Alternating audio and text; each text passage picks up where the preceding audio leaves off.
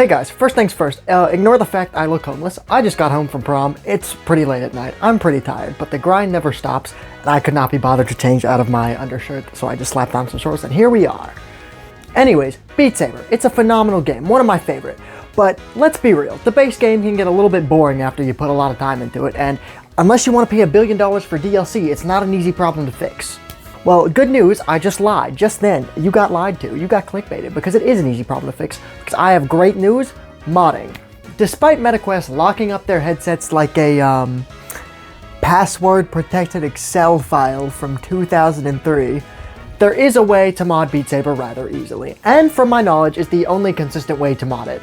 And by my knowledge, I mean about 3 years of trying, because, you know, it'd be a real shame if Meta, I don't know, let me control the files on the headset I bought, or didn't hate fun. And for that reason, standalone modding is kind of dead, so this does rely on a computer, just so you're aware. Just some housekeeping stuff. You need a headset, specifically Quest 3. You need a computer or laptop, and I'm told it would work with an Android phone because of how, like, file sharing and stuff like that works, but it could be slightly different than the tutorial I'm about to show you. And then also, you just need a cord with data transfer, so that's your standard USB cord.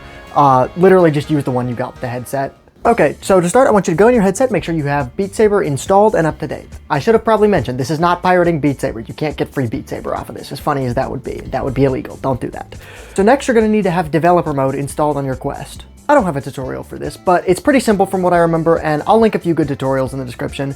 Once you have developer mode enabled, I need you to go to the Mods Before Friday website. You can just type that in Google, Opera, whatever, or you can just go in the link in the description. Both will work.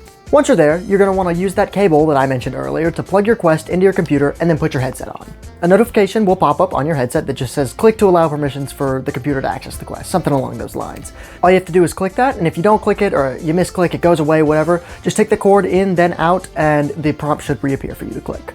Once you allow for permissions, look back at your computer and hit connect to Quest.